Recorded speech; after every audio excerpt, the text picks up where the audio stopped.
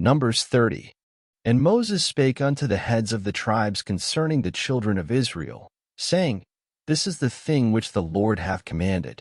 If a man vow a vow unto the Lord, or swear an oath to bind his soul with a bond, he shall not break his word, he shall do according to all that proceedeth out of his mouth.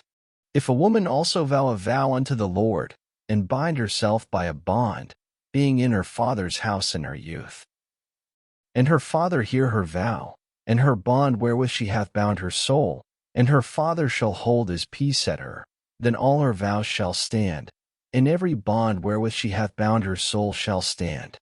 But if her father disallow her in the day that he heareth not any of her vows, or of her bonds wherewith she hath bound her soul, shall stand, and the Lord shall forgive her, because her father disallowed her. And if she had at all an husband, when she vowed, or uttered aught out of her lips, wherewith she bound her soul, and her husband heard it, and held his peace at her in the day that he heard it, then her vows shall stand, and her bonds wherewith she bound her soul shall stand.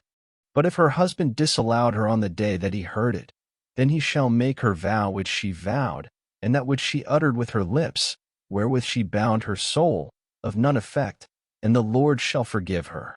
But every vow of a widow, and of her that is divorced, wherewith they have bound their souls, shall stand against her.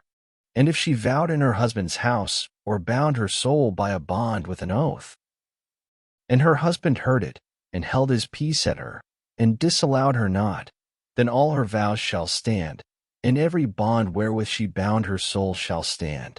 But if her husband hath utterly made them void on the day he heard them, then whatsoever proceeded out of her lips concerning her vows, or concerning the bond of her soul, shall not stand. Her husband hath made them void, and the Lord shall forgive her. Every vow, and every binding oath to afflict the soul, her husband may establish it, or her husband may make it void. But if her husband altogether hold his peace at her from day to day, then he establisheth all her vows, or all her bonds, which are upon her, he confirmeth them, because he held his peace at her in the day that he heard them. But if he shall anyways make them void after that he hath heard them, then he shall bear her iniquity.